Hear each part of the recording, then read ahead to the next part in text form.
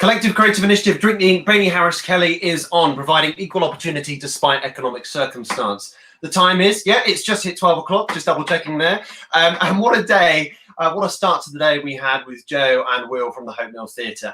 Absolutely sensational. Righty, from an award-winning theatre talk earlier this morning, we now go to a very special Q&A with Sarah Esdaile. So if you have any questions throughout the session for Sarah, please subscribe and leave your comments in the feed below.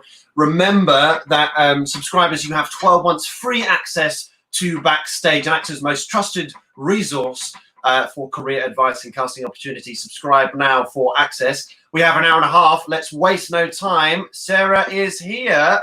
Hello. Hello. Hi. I'm just twiddling with my mic. How are you? I'm very good. How are you? Oh, there's a delay. Yeah, very, very well, thank you. Welcome to Collective Creative Initiative. Just quickly before we deep dive in, quickly mentioned about Backstage. We've made partnership here, thinking about opportunity, casting opportunity, career advice. For you, when thinking about any given show that you have directed, what is it about the content? What is it about the material that motivates you to take it on? Well, it's such an interesting that one, isn't it? That somebody once defined career as kind of falling out of control down a hill, which is obviously that word means that, as well as what you do for work. And I think, you know, as a freelance theatre director, and I now work in television, you know, you have to be in a very economically privileged or a very rarefied position to turn things down, essentially. And I think turning things down as actors and directors, certainly as a freelance director and as an actor, the only power you have in a weird way is to turn things down. So, you know, a lot, and there's also, I think, a really creative challenge in taking something on when it isn't quite to your taste or it isn't quite your thing. I think it's really important to be able to do that. So, you know, looking through my career, you know, particularly when I was an associate at West Yorkshire, some of those projects are what I call love projects or heart projects that are completely generated by me saying, can I do this play for years and years, and battering down the doors of various theatres to get somebody to let me do it. And other projects I've just been asked to do. And I think, you know, it's absolutely the same for actors as directors, that you're sort of required to fall in love with the material for the length of time you're working on it. And that's sort of one of the things about what I do that I really love, is that it's a mixture. Like not every project can be a heart project, otherwise there's nothing special about them. So it's absolutely a mixture of responding to work I've been offered, you know, particularly work in drama schools. So I had an experience when Jo Reed was running Lambda. She asked me to do Tom Stoppard's Arcadia, and I said, whoa, you know, going that's not for me. That, you know, I found the play really tricky. I just said, you know, why do you ask someone else to do that? And she pushed me, and I completely fell in love with the writing and with the piece, and had a brilliant time on it. So I think there's a great discipline about going, you know, what can I get from this? Find it, you know, drilling down into what makes you resist some material, essentially. Yeah, look, thinking about that discipline, looking at the fundamentals of any play that you have taken on. You're talking about the love there. You're talking about passion, but also falling in love with certain projects. For you, when you're really excited about something, when you know you get the Shakespeare or the Rattigan or the Arthur Miller, you know, the great classics that you have directed. How do you hone in on that passion and make that discipline? Make sure that you stick to time, you prioritize, and you get the job done. I think, you know, with those, you quite correctly identify, you know, my great passion in life is those American classics, Miller, Williams, all of those things. And I suppose there's a as I get older, it's funny, paradoxically you think it'd be the other way, but as I get older and more experienced, I'm more rigorous with my research. So I do a lot of reading and research before I get into the room. I create a sort of library in the rehearsal room, because it's completely unfeasible to ask actors to do the amount of research that I've done. They don't have the same lead time for a start. you know, I'll know I'm doing a project, you know, maybe 8, 9, 10 months in advance. So I've got the time to read those biographies, and I'll sort of highlight them and put little sticky things on them of things that I think are particularly relevant, either for particular characters or in general. And I'll probably watch lots of films and documentaries. So I'll set up like a library in the rehearsal room that I'll ask the assistant director to be in charge of. And I'll sort of guide people towards which things I think they should watch, so that there's a kind of a shortcut version to the real meat of the research, essentially. Go on. Oh, sorry. I'll go after. So that's one aspect. I think I did quite a lot of work with the directors in training at Birkbeck, and they often ask about time. And I think as you work more and you get more experience as a director, you have a sort of weird inbuilt time clock where you have an internal sense in your own body clock of where you should be at a given point. And, you know, because it's not an exact science, you know, and you might crack one scene in half an hour, and what looks like a relatively simple scene might take you weeks to crack. So I tend to mix up activities in the rehearsal room at the beginning of the process, because I think, you know, for a lot of actors who might be dyslexic or dyspraxic or just, you know, raring to get on their feet, sitting down and doing text work, for example, on a play like Death of a Salesman could easily take you 10 days to 2 weeks minimum. So I kind of like to mix it up between, I do this very kind of active practical character work, bit of research, bit of text work, maybe a bit of scene work, so that you're constantly kind of shifting the muscles that you're using and the kind of brain that you're using in the room. And I used to, just one thing that I've really changed my mind on is that I used to kind of wait till we got through as a group, as a collective, wait until we got through the text for the first time and then ask actors to be off book.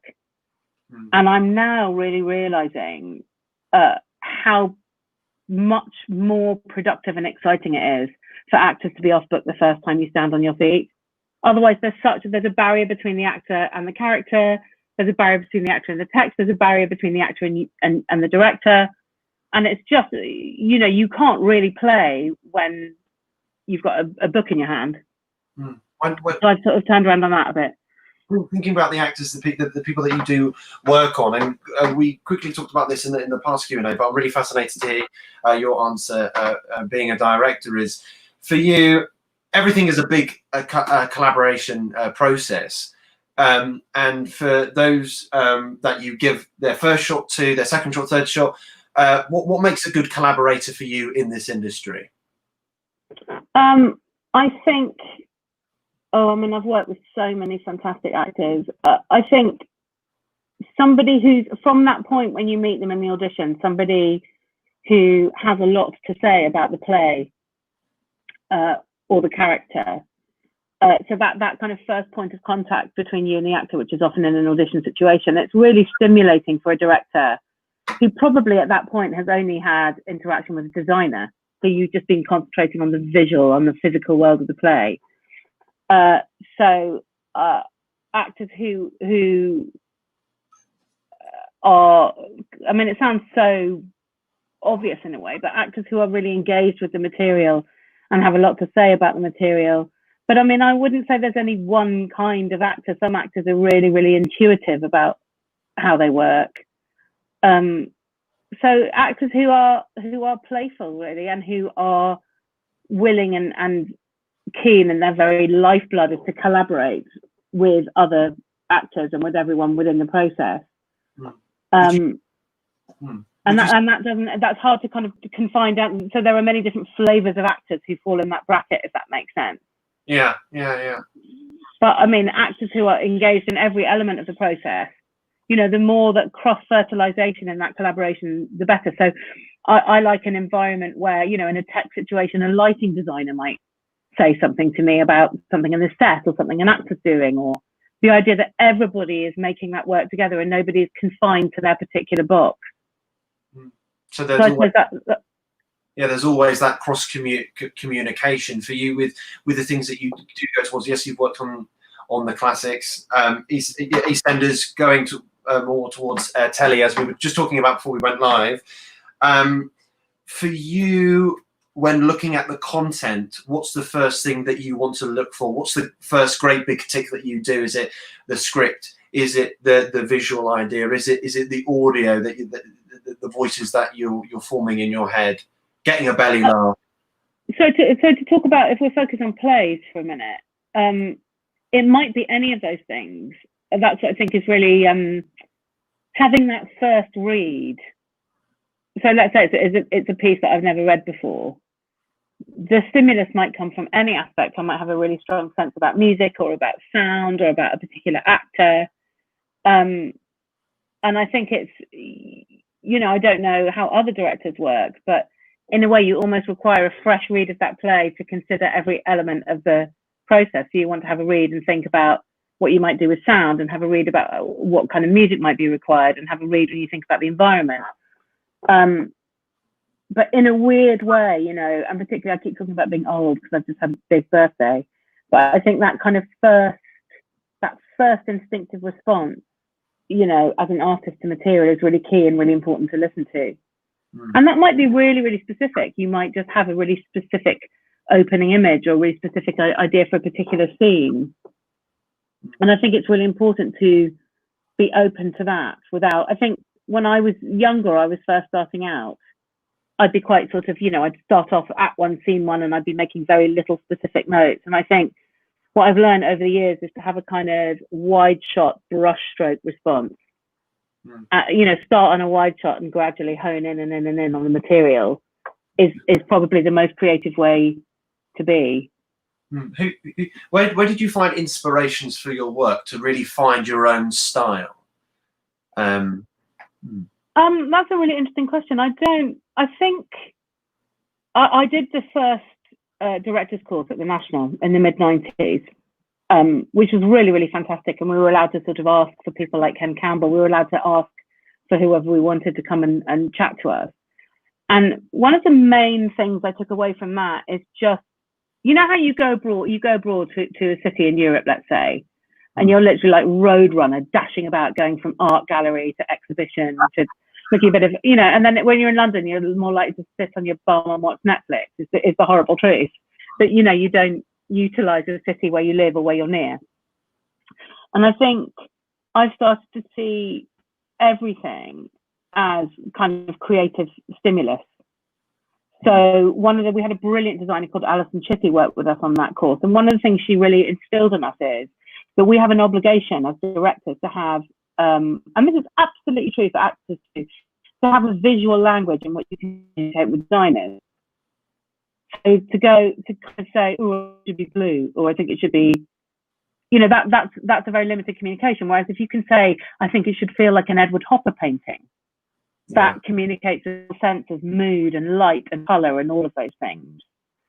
So in order to enhance that visual vocabulary, you want to have a sense of what an Edward Hopper painting is, or what a Hieronymus Bosch painting is, or those sorts of things. So I feel like everything I see and everything I watch and everything I read is sort of in this great big pot of research, ready and waiting to be applied. You know, in terms of style, I feel like hopefully the work that I do is always informed by the text and by the people that I'm collaborating with. So I don't think that if I were to have a really dominating style of my own, that would kind of negate the input of all those other people involved. So, you know, every time as a director you cast an actor or you choose to work with a particular lighting designer or a particular designer, you're affecting the production in that direction. And that's something that's really exciting about it. So if a particular lighting designer was busy and not free, so you go to the second person on your list, your production is going to certainly be lit in a very different way from how it would have been. Like the direction of the course that your career is taking, and looking at pathways, just talking more about your transition from theatre to now television.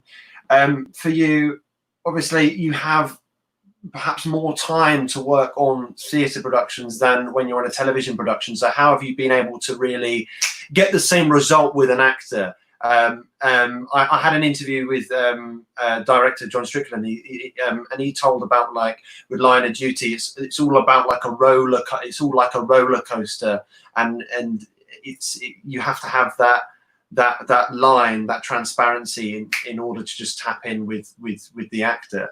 How do you do that to achieve the best results? I mean, I think it's really interesting making that. You know, there are a couple of really distinct things that I've learned. So, for example, when working in theatre, it's my prerogative to change my mind. So I can give you a note and you can play it beautifully, and then we can together agree that it's absolute rubbish and we should bin that. But it's been a really interesting, you know, a choice to be knocked off the list, if you like. So we can go, oh, you know, Bailey, try and play them like this. Okay, that's rubbish.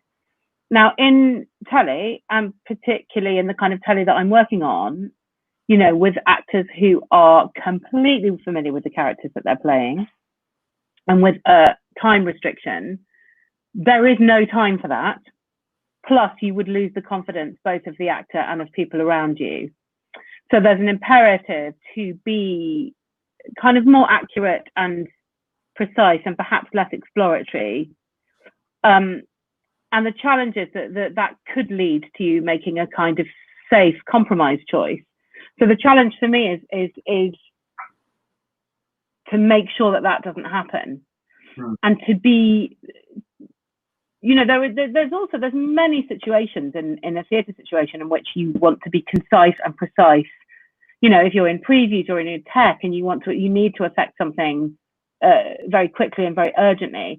So for me, there's been a really fantastic discipline about having to be concise and work at pace, but still be creative. And actually you realize, and we all know this who work in theatre, there's a load of kind of anecdotes and waffle and time wasting that goes on. And actually you can, you know, when you have to, you know, very early in my career, I was doing an education production at the RSC, and I had the actors for very limited time because they were in shows, they were in matinees and evening shows. So sometimes I had them from sort of 10 to 11:30 in the morning, and then they had to go off and have lunch and have their half. And actually we could get the most extraordinary amount done within that because we knew we only had that hour and a half. So there's that similar dynamic of being really precise. And then also, you know, working in telly is almost the closest I can compare it to is sort of being in a permanent tech. So if you enjoy, as a director, if you enjoy the kind of pressure of being in a permanent tech, I can most equate it to that feeling. So, you know, whilst focusing on actors and character and relationship and performance and blocking, you're also focusing on camera angles and lighting and all those technical elements from the get-go. So I've really enjoyed the pressure of that because I really enjoy the tech. And there are lots of similarities, you know, the kind of collegiate collaborative aspect is very similar to being in a tech. Just before I quickly ask a question, because I know the numbers are continually going up. Guys, if you want to ask a question to Sarah during the session, please just subscribe if you haven't already, and you can comment in the feed below, and your question will be answered accordingly. But Sarah, whilst we're thinking about the environment of EastEnders, when you went into it on the first day, when there's a lot of pressure, you said you were thriving with pressure, but obviously there's loads of people who have been in this environment for a number of years. So for you, how were you able to just click in and just go, right, I've got to do this because I have to deal with the time, otherwise it will collapse, because you are that new face, you are that new person? Well, I had a brilliant mentor who helped me a lot in prep. I think, like most new skills, nothing can prepare you for the actual doing of it. Before I did EastEnders, I'd just done Abigail's Party for the second time. And Mike Leigh had been hugely helpful to me in terms of getting me not to think about it as a separate skill.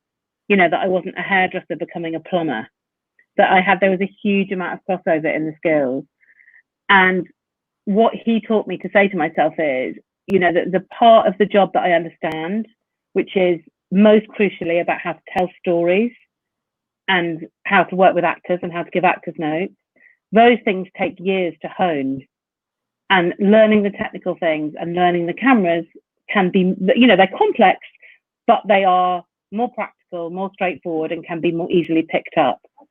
So that the focus on what I do know, or what I did know, was incredibly helpful. I also had to tell myself that a lifetime of watching telly was now going to be paid off. But, you know, I suppose from the moment I knew when I was going to be doing it, a lot of my enjoyment of watching telly was diluted because I'd just be looking at shots and camera angles. But it was a really invigorating, exciting experience. There was an element of just being kind of pushed into the pool and seeing if I could swim. So, you know, I had a lot of help and support, but the sharpest part of the trajectory was just being on set and doing it. And just learning different, you know, things like rehearsing before you go for a take, and not continuing to give notes after you started to shoot it. Otherwise you'll have huge continuity problems. And, you know, as a theatre creature, you know, I had in my previous years of experience, I'd been trained to, you know, you continue giving notes. If you're Katie Mitchell, you continue giving notes till the end of the last performance. But, you know, certainly for me and for most other theatre directors, you continue giving notes till the press night, and often afterwards if it's a long tour. So having to sort of get it right and then start shooting it, it's just that kind of slightly different pace. You know, and I'm really loving it, and I'm really learning, and I'm really missing theatre all in one big lump of twisted up plasticine. You know, what I know that I'd love to do is both. Yeah. Well, reflecting on that, actually, what stories did you love, revel in, when you were growing up and deciding that this is the thing that I want to do? Industry of content, I'm jumping on that bandwagon. So that's a great question. I mean, I've always been an avid reader. And it's really interesting to me when I listen to people, lots and lots of people that I've spoken to and I've listened on podcasts have said they found it very hard to read during lockdown. I don't know whether you have. Have you been reading a lot? I've actually found it really I found it really difficult. I can't read. Well, I'm here with my sisters and my brother as well, so there's a bit of noise in the dog. But just trying to find a quiet space and read, I can't, nowhere near the same amount of pages that I can normally read in a session. So I've been weirdly the opposite, and I think it might be because I had a very big bereavement just before lockdown. So I feel like my world stopped a little bit earlier, so it felt quite fitting that everyone else's did. But I have read a lot. I've read about 35 books since lockdown began. And I think, so devouring stories has always been a huge part of my life.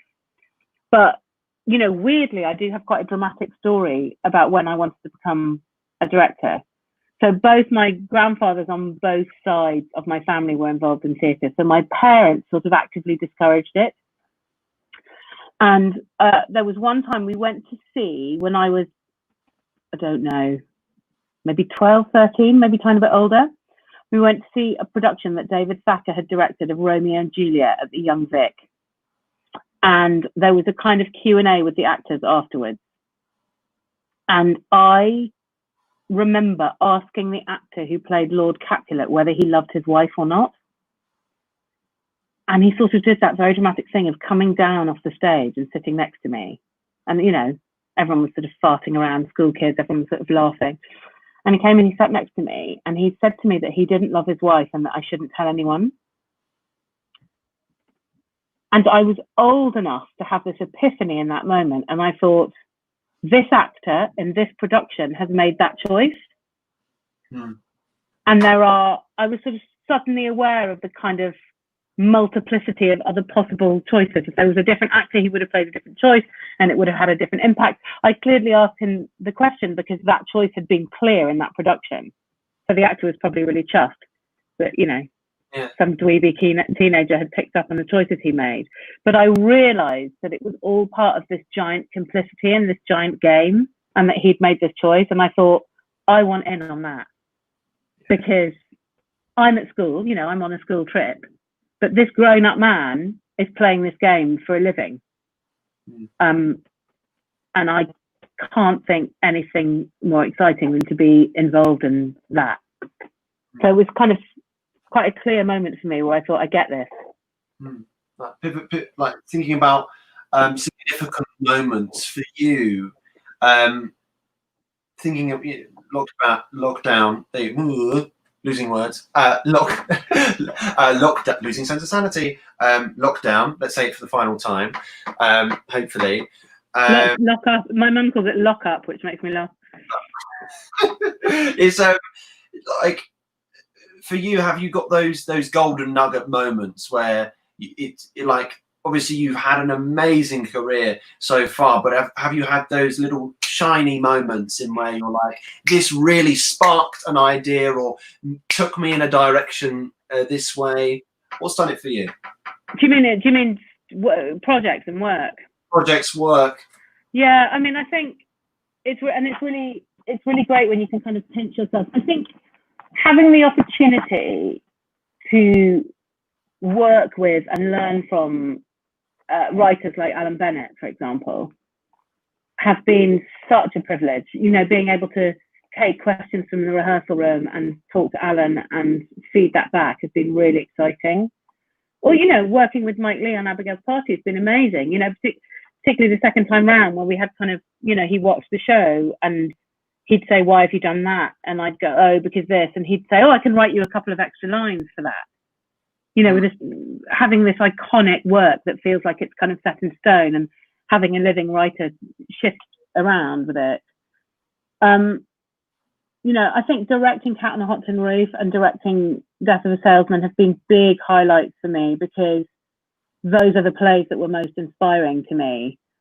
And having kind of read all of the work of those writers and lots of biographies of those writers, you know, the most intimate relationship I think that one has with those plays is as an artist being able to dive inside them. You know, whether that's playing Brick or Maggie or whether that's directing it or whether that's lighting it. You know, I don't know, you know, I could read a play 100 times, but collaborating on it with a group of like-minded artists is the best way to have a proper relationship with that play. And I was very aware, it was also the last big show that I did at what was then West Yorkshire, which is now the Leeds Playhouse, where I was an associate. So I was sort of trying to squeeze every drop from the J-cloth of that experience because I was really aware that it was always, whatever else I did, always going to be a really special one for me. And I had particularly fantastic actors and a brilliant design, and it felt like there was very little compromise in it, which is an amazing, amazing place to be. And I was in a wider building where I had relationships, so everybody was invested in making it a really great production. Like thinking about productions, sorry, we'll pause our thought there because Ellen Louise Faulkner has just sent in a question. Thank you, Ellen. Ellen's just quickly asked Sarah, when going into a TV show, how much creative control over the episode do you have compared to in theatre, especially as your episode has to fit in with the rest? That's a really good question, Alan. So you do, on EastEnders, you do a block of 4. And, you know, it's very interesting that the word control, isn't it? Because we talk about creative control. I mean, absolutely, you have more of a kind of creative autonomy in theatre because you're designing that environment and you're creating the whole world of that play from scratch. So with a show like EastEnders, there are, you know, many, many givens, the environments, the set, the characters. But I think, you know, and as I was sort of talking about before, when you have those quite rigid parameters, it's really exciting to be creative within that. So, you know, you have input into those scripts at the beginning of the process, so you can absolutely have an impact on the writing. You have complete control over the blocking. You have lots of input with the performances. So I would say, you know, within quite evident parameters, you know, you absolutely do. And for me at the moment, that's been a really exciting transition because I'm learning so many new skills as I go along. So I think sometimes parameters can promote real creativity. It sort of connects to the thing I was talking about earlier when you direct a play where you don't respond hugely warmly to the material and you need to you know, find a way to plug into that piece. I mean, you know, the fact that I've watched EastEnders for 35 years is a huge bonus for me, because I think it gives me a confidence when talking to the actors, because I have a long-term sense of those characters and relationships. But you know, if you're giving a note to an actor who's played a character for all that time, you better be pretty damn sure that you've got something useful and incisive to say. Otherwise, you're going to make a slight fool of yourself, because they know inside out who they are and what they're doing and why they're doing it. So I think I find the challenge of that really exciting. In that same vein, talking about how much research you do as well as a director, this is a thing that I have on my show as well, and it's made apparent is how important. This is a question that I'm asked quite a lot: is how important is education in approaching performance, people that people would collaborate with, having that understanding of this industry. That's what I'm thinking about, actually. How important it is to have education of this industry when approaching people. So tell me, I don't quite understand what you mean. To explain what you mean. Sorry. So sorry, I was going on a bit of a tangent there. So essentially, how important is it for individuals, for creators, to have education of this industry when going into it? I think it's probably really important, and I think it's probably really changed and evolved since I was of an age of coming into the industry. Do you mean in terms of, you know, an actor approaching a casting director, or a director approaching a building, or those things? Well, yeah, it's quite broad in that respect, because a lot of people either say, oh well, you know, I don't know stuff about David Lynch or whatever. It's being surrounded by the like-minded collaborators in which you can have a stimulating conversation. Oh, you mean educating yourself creatively? Yeah. I think, I mean, it's really hard, isn't it? Because some people struggle with reading, and I think if you struggle with reading, I think reading a play is really hard. I have to kind of I think reading a play requires more active brain concentration than reading a novel. Just keeping track of, you know, who's saying what and all of those things. But I think, you know, I don't read as many plays as I should, but I think constantly educating yourself as an artist is something really great that you can do for yourself when you have some time and you're perhaps not working. So I've got, you know, we've all got gaps in our reading, but one of the areas where I think I've got really big gaps is in some of the big classic films. So I'm trying to stop some of those gaps up and watch some movies that I haven't seen. Because like we were talking earlier about art galleries and having those commonalities. You know, if somebody says to you, if somebody's trying to make an analogy and they say, oh, have you read that book? And you go, no. And they go, oh, well, have you read that film? Have you watched that film? And you say, no. After about 2 or 3 of those, I guarantee you're going to start lying, because you're going to feel really ignorant if you say no about 4 times. You know what I mean? So you go, oh, yes, even though you haven't. So I think I'm quite a kind of anal with my list making. But, you know, if I'm listening to a podcast and somebody recommends a book or a movie or something I think I should have seen, I'll just jot it down and put it on my list. And, you know, none of us have got enough time to watch everything we want to. And the problem is there's so much content. There are so many new books coming out. There's so much on TV. But trying to broaden your frame of references, I think, is really key for all artists, actually. You know, because I might try and use that. I might try and use a film or a television program or a genre of something as a method of communicating a note to you. And so there's just going to be a tiny disconnect if you haven't seen it. Not that everybody can watch everything, but you know what I mean. Yeah. But something that we can do as artists is kind of constantly top up that kind of creative pot all of the time. And I think, you know, even if people haven't been able to focus on reading in lockdown, I think people have been watching a lot. Oh yeah. Oh my goodness. Some corkers coming out at the moment, and like really strong messages as well. Exactly. Really, like television feels like such an exciting medium to me at the moment. Particularly as, you know, I'm uncertain about what's going on with cinema at the moment. I think you can buy things online. I don't know, they're going to be opening up, but television has definitely been the medium of this year.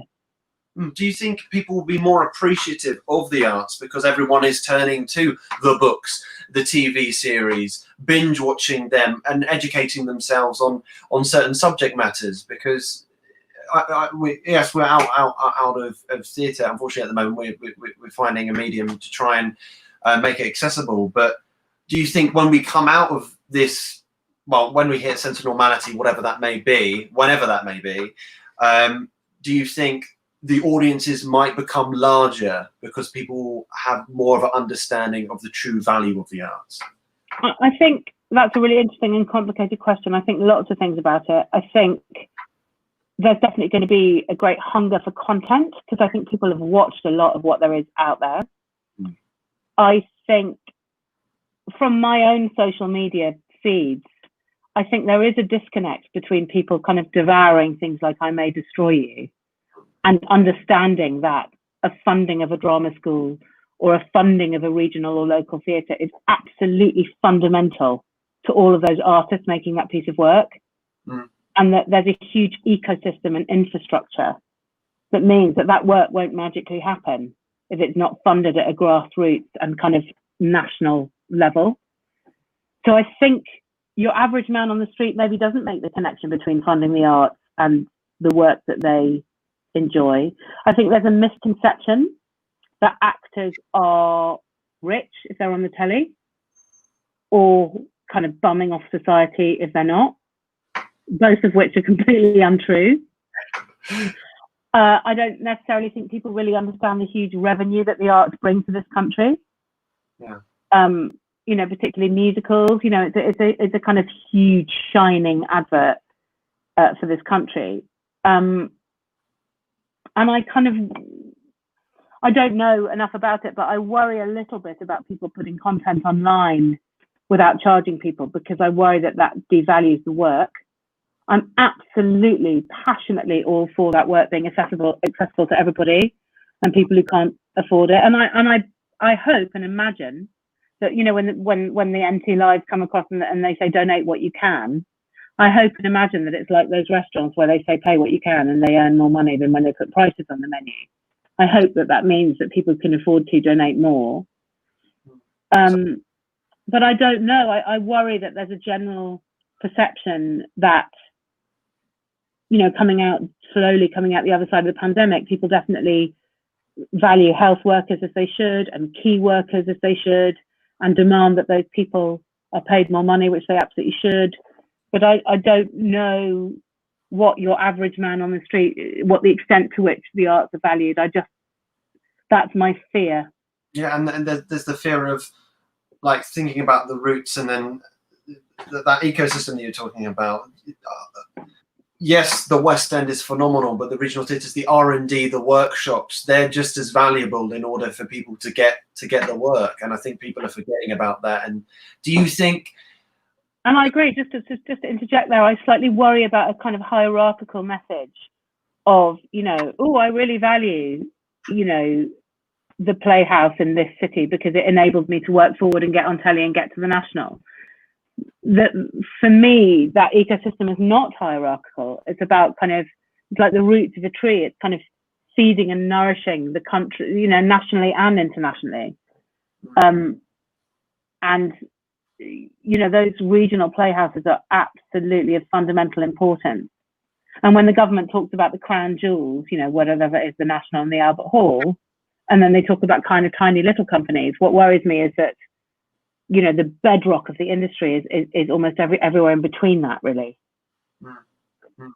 Thinking about that bedrock, yesterday, Collective Creative Initiative, an agent JBR was talking about how content is king, and for that content, thinking about online, people should start to be paying and perhaps with set productions that they're putting on and etc. etc. What content do you think we'll be seeing more of? Because obviously we're consuming everything at the moment, but what kind of genres do you think will have more prominence when we come out?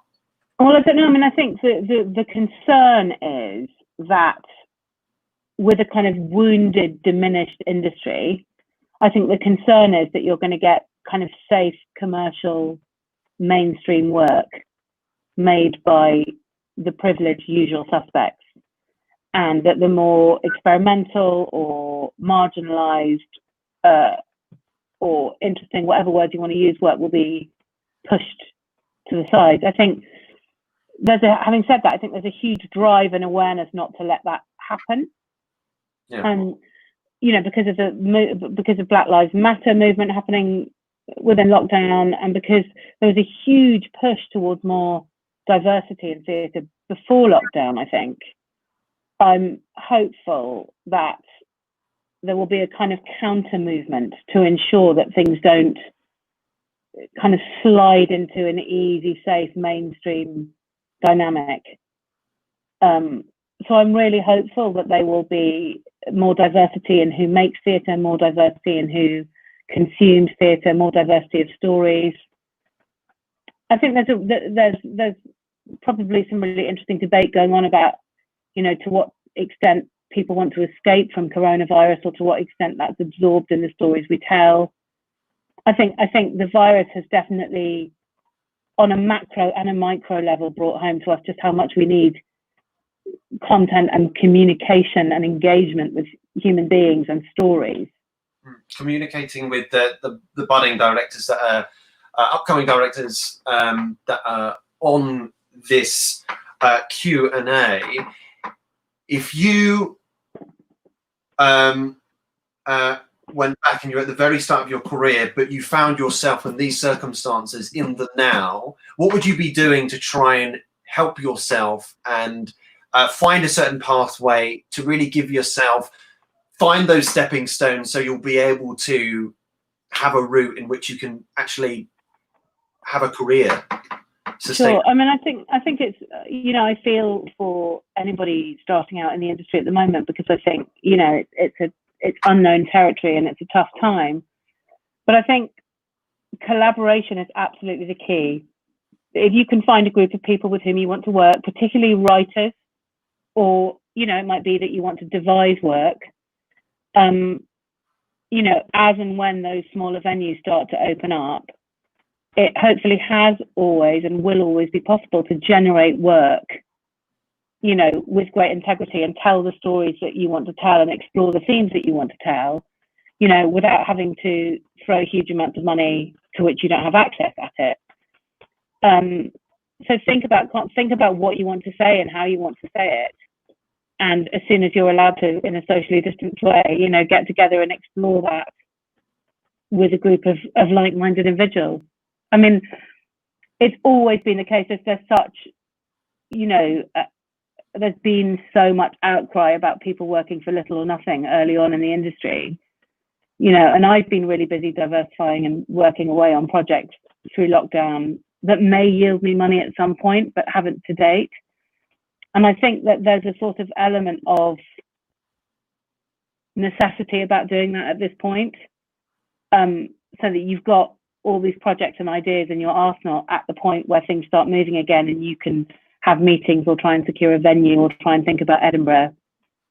So the thing that, you know, even this circumstance can't take away is, you know, get on a Zoom call with a writer and a designer and brainstorm an idea for a project if you can't get into a room with them quite yet. So the power to generate your own work is something that even these most drastic of circumstances can't take away from you. Exactly. With diversifying projects, you told me earlier about the pleasure that you had when you were at drama schools, when you were doing it, you know, once a year. For you, for the graduates that are tuning in, for those that are approaching their final year, just been accepted to drama school, thinking about drama school, for you, what do you want to see? We talked about the research, we talked about the education, we talked about the communication. but when it comes down to it, what qualities do you want to see in those upcoming actors that are about to go in the industry? What could you say to them to give them to shed more light on this industry and give them a bit more of a boost? Well, I think, you know, the experience of a drama school, let's just sort of talk about pre-COVID. So not everybody's staring at Muppets on the screen. But it's such, particularly in the third year, when most drama schools get to do production after production, it's such an incredibly privileged time for an actor in training.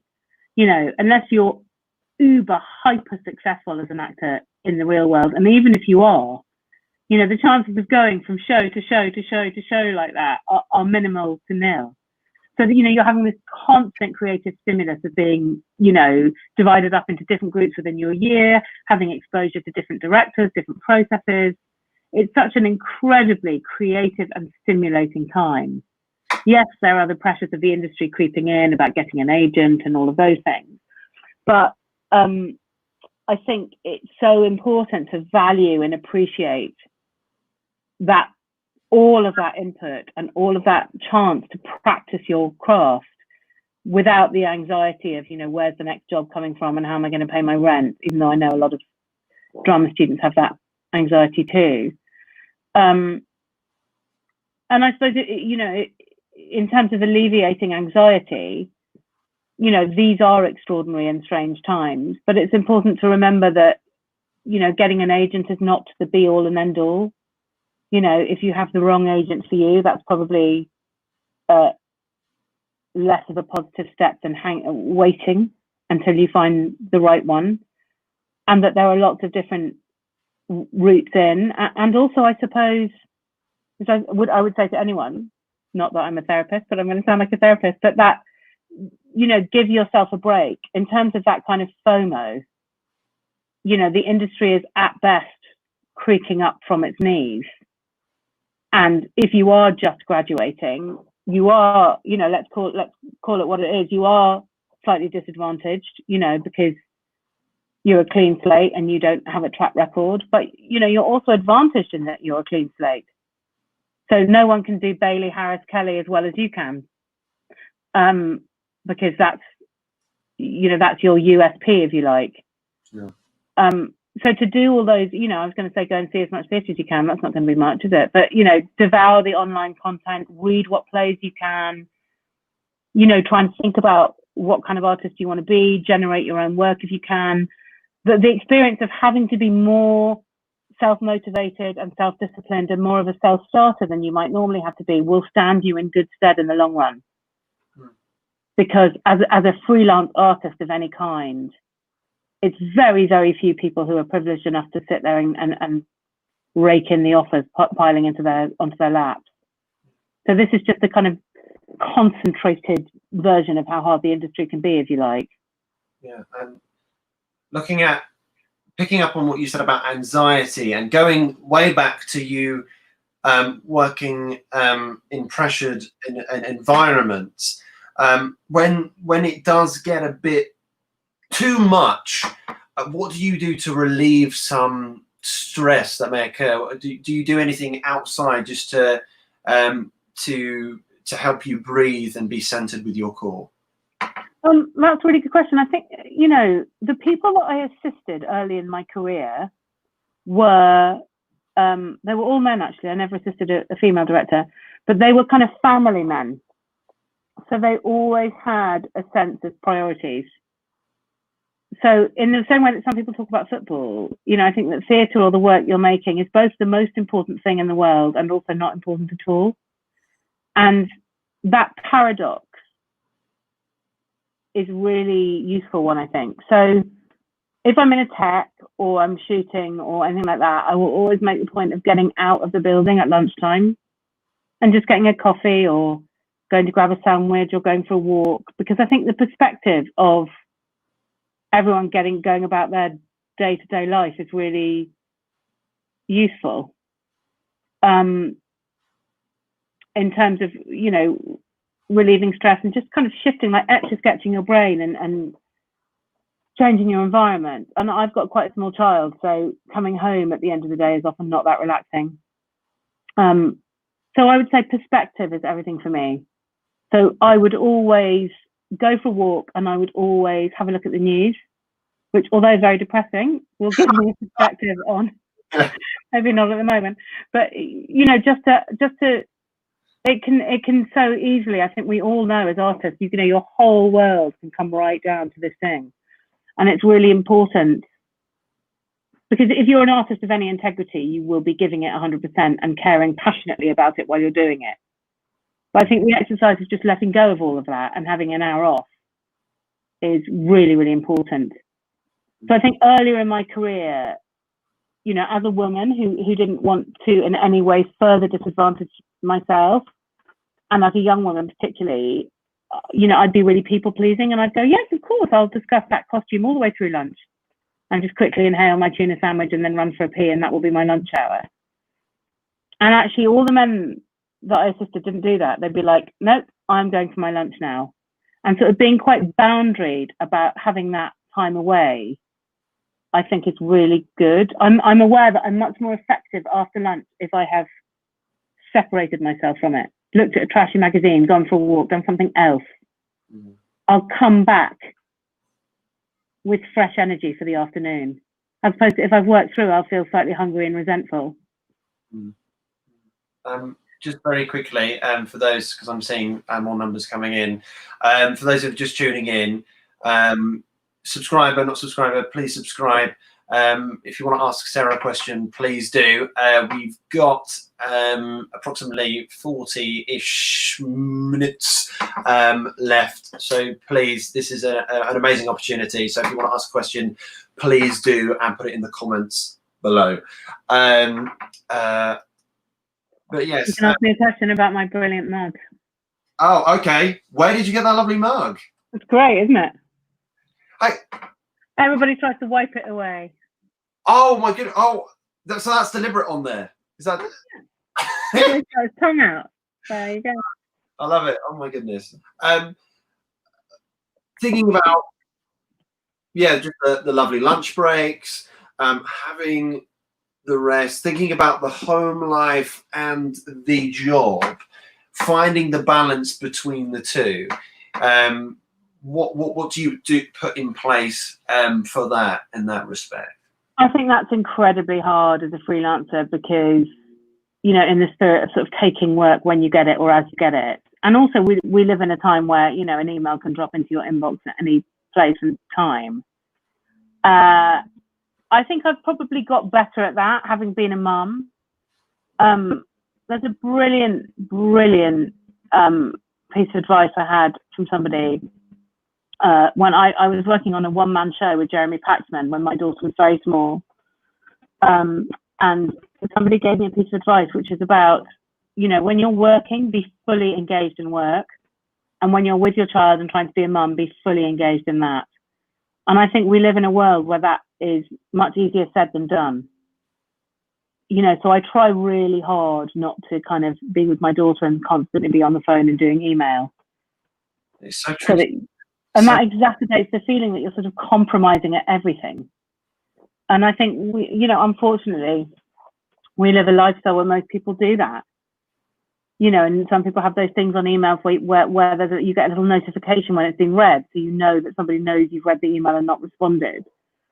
So I think trying to have, and that's something I can't say that I, am particularly succeeding at, but weirdly, the one of the very positive things to come out of lockdown, I think, for us, was this quite routine lifestyle, which worked really well with homeschooling. And I've been writing a book, so I wanted to carve off some time to do that every day, and to try and go for a walk in the park, so you at least have any sense of the wider world. So I think there's a real irony, I think, that people who are quite undisciplined and people who are quite insecure are drawn towards these professions of insecurity, and I'm certainly one of those. And rehearsal or shooting or whatever put quite, there's quite a kind of rigid routine that's imposed. So trying to do that for yourself, I think, is really key. I can't remember. I'm waffling on. I can't remember what you asked me then. I love it. Well, just brought up the book there. Are we allowed to hear about what it may be about, or when we might be able to? Yeah, it's not to do with anything to do with this actually. It's to do with so it took me a long time to have my daughter, and I had her through donor conception when I was 44. So I've written about that, which is something that I've never had the time to do before. So that's been really great, and in a weird way, that kind of addresses your question before about, you know, having a break or winding down. The older I get, the more I diversify, and that feels to me really creative. So that feeling at the moment of having all your eggs in one basket is so anxiety making, that the more different things that I can do with my time to make money and to fulfill myself, the calmer I feel and the happier I feel. That's been my journey. Earlier, you talked about image and how you look at images for inspiration, going back to the art gallery there. For you, when we've talked about inspirations, but when you're struggling perhaps to find inspirations, is there always something that you look back on, read, watch, just to deconstruct and maybe find something to really crack this piece of text or this scene? Or yeah, that's really interesting. I mean, I think for me, there's a really big lesson that I've learned probably only in the last year and a half, and it absolutely addresses what you just asked me. So I lived a lot of my life with the mentality of, I'm not very good at this, I'm good at this. So I would go, whether that be the stop-hard text that I initially struggled with, oh, that's not for me, or whether that's like a complicated math equation versus a novel. I go, I'm good at English, I'm not good at math. I like this kind of text, I don't like this kind of text. And actually, you know, once I started to work in television and that, you know, having to learn about camera plans, which are quite technical and a whole new skill, I've learned that if you break something down and drill into it, you might not be the best person in the world at it, but you can certainly crack it a little bit, and you don't have to have that all or nothing, I can't do it attitude. And so I would definitely apply that to a text if I was struggling with it. So for me, the biggest reason that I would be struggling with a play or a text would be that I didn't understand it. So I would break it down and work really hard initially to understand what was going on. Because if the text is too dense or impenetrable, or for whatever reason I'm not following it, I'm not going to get inspiration, or I'm not going to get any inspiration that's authentic, because I'm not going to be really engaging with that material. So to break it down to every couple of lines and really drill into it is, I'm sort of embarrassed at my age sitting here saying I've just learned that. But certainly with the skill of camera planning, I went from an initial, oh, I can't do this, it's not my thing, it's too hard, to breaking it down and drilling down into it and working. And maybe, you know, initially you're going to have to put in 2, 3, 4 times the amount of time than someone who finds that easy. But it's incredibly rewarding when the next time you do it, you find it a bit easier, and the next time a bit easier still. Because, you know, not everything is for everyone, and some people find certain texts or novels. You know that thing where you start a new novel and you feel like you've read the first page 19 times, and every time you read it, you sort of go off into what's for dinner and what's the weather like, and your brain will not stay on it. Yeah. And then you read it back and it's vaguely familiar. You know, I think the discipline of working towards improving those skills that you have that are less honed is really rewarding. And it's taken me an embarrassingly long time to learn that. Very just quick, just in from Jake Bowler. How do you balance collaboration with the creators around you and achieving your own vision for a project? I know it's important to get input from others, but too much can hamper progress. Really good question, Jake. I think the answer to that is that, this is going to sound really contradictory and paradoxical, but we are talking about art, so I guess we're allowed to be like that. So to some extent, I'm really open with my vision to other people's input, but there are other areas in which I am absolutely clear and decisive about what that vision is. So it's almost a case of picking your battles, but if there is a contradictory dynamic or a conflict between the ideas in that collaboration, I will absolutely call it and say, this is what we're going with, this is how it's going to be. Because I think ultimately a director is a leadership role. But that very, very rarely manifests as a sort of aggressive confrontation or in a way of conflict. I feel like when I meet people and talk about the project, or when I audition actors, it should become very apparent, unless they're being completely disingenuous, you know, whether they're on board with a vision that I have. So it's very, it sounds odd to say it, but it very rarely comes down to a kind of conflict of ideas. So I would say that collaboration is open and inclusive. And sometimes I have to put my foot down and go, I hear what you're saying, but it's not going to be that, it's going to be this. Because I don't think, but I will be very open about saying why that is. So I think transparency is and communication are really important to me. So if a designer has a really strong idea and I disagree with it, you know, I will absolutely engage in that discussion of why not, and I have to be very certain about why not. And I think that's in terms of unpleasantness or conflict or disagreement, that happens really quite rarely, even when I collaborate with new people. Because I suppose it's because if I'm certain enough about something to want to really put my foot down and be very immovable on that point, then I probably feel so strongly that I'm right that I'm able to be really, really eloquent and persuasive about why that is. So yeah, sometimes I'm just trying to think of it. Yeah, sometimes there are moments that are really fundamental to my vision of a play, and I will stick to my guns about that. And I think the push and pull between being collaborative and what you want to do is get everyone on side with your vision. What you don't want to be doing as a director is kind of calling the shots and treading everyone down, because people are going to do better work when they're when we're all playing for the same team and we're all working towards the same goal. So, you know, if I had a large group of collaborators and a large group of actors, and there was a sticking point about my vision, I would really listen to that, because, you know, it would be very unlikely that 10, 15, 20 people were wrong and I was right. So it very rarely comes to blows. And by the way, that kind of creative conflict and that creative tussle can be really exciting. So if I've got a really strong idea and the designer's got a really different idea, we might wrestle together and come to a third idea, which is even better than both. So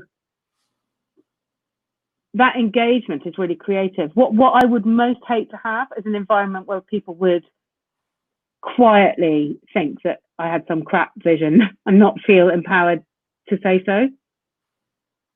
And I can't bear any kind of hierarchy. I wouldn't want anyone in the room to feel that they couldn't say or suggest something or observe something. I hope that's clear. It's a kind of really, I'm aware that it's really paradoxical, but also, you know, my job as a director is to have a view of the whole in a way that sort of no one else's is. So the lighting designer is going to prioritize the lighting, let's hope so. And you know, an actor is going to be focused on his or her character. So it's my job to look at the whole. And so I'm probably best placed to call it if there's a kind of point of within my vision where I go, no, we need to see the moon there because we've seen it at the beginning and So I'm the sort of caretaker of the whole picture, if you like. Yeah, thanks for that question, Jake. And it's a great question. And by the way, it's also really what's also really brilliant creatively is for you to have to justify and challenge your own choices. So sometimes I've had producers say things to me after a first preview, and having to articulate why I've made that choice and why I don't want to change it is really great. It's really important for me to be able to do that, and not just to go, well, I like it, go away, but to be able to justify and explain it, and also to really take on board, are they right? Because sometimes a fresh pair of eyes at that point is fantastic, and they might well be right. So if you always prioritize the work and you displace your own ego, anyone can come up with a game-changing idea at any point. Yeah. Sorry, Sarah. Just quickly, because I don't know, but you're frozen down my end. I can hear you. Yeah, you're frozen on my end, and I can hear you. That's very weird. Very, very weird. So if it's okay, I'm just going to do another shout out to everyone.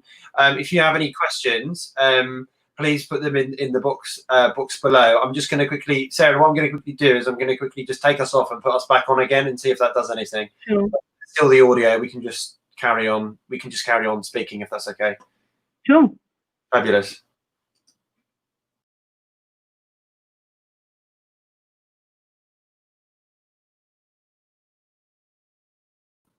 Okay, going to try and call back Sarah. Looks like her internet's going. You're moving now. I mean, Sarah, are you there? I'm here. Oh, you're a black screen. Oh, goodness. I can see myself. Oh, that's really weird. I can see you talking, and I can see me talking. Oh, okay. All right. Well, we've got a little bit of time left, so we'll just slowly wrap up because I think we're starting to have technical difficulties. But yes, for anyone who wants to quickly ask any final questions, please put them in there in the feed below. Jake saying thank you. Many thanks again to Jake and also Ellen, who's been asking questions. Sarah, just to quickly finish it then. What's a key piece of advice that you've been given that you could pass on to those that are listening? Oh, do you mean for directors or actors or? For any given creative, let's make it broad. Okay, so I was given a brilliant piece of advice very early in my career, which is not to live with little compromises in rehearsal and then resent people for it in performance. And I think I've taken that on board in every single day of my working life since. So if something's like a little sticking point or a problem, that you drill away at it and you drill away at it and you keep coming back to it and you do everything you can whilst you have the time to address it. And, you know, even if that involves, you know, trying one thing in one preview and then trying another thing again, but to be as uncompromised as you possibly can, because it's sort of human nature to be resentful and blame other people for it once it's too late, I think. So to really drill into things and not compromise, I think is that's what comes to me off the top of my head. Yeah. And Sarah, just to wrap it up, where can people find you? Because we were talking about one-to-one coaching a little earlier. Yeah, so people can find me. I've got a website. So if you just Google my name, my website comes up and my email address is on that. And I'm more than happy for people to get in touch with me. If anybody wants any one-on-one coaching, anything like that. I really feel for people at this time, particularly people who are kind of half going back to drama schools and all the content's online. I think that it's very hard for people. Amazing. Well, Sarah, I think we're having technical difficulties, but thank you so much. Many thanks goes to yourself, and we'll catch you very, very soon. You're welcome. Thank you. Thank you so much. Take care. Bye. Bye. Oh my goodness, that was the lovely Sarah there, everyone. I can see that I'm frozen. That's so funny. And we'll talk to Sarah again soon, I am sure. Website link available just up here by my frozen image. Right, after that sensational Q&A, up next we have voice work, still work technique at 2 o'clock with voice teacher practitioner Jamie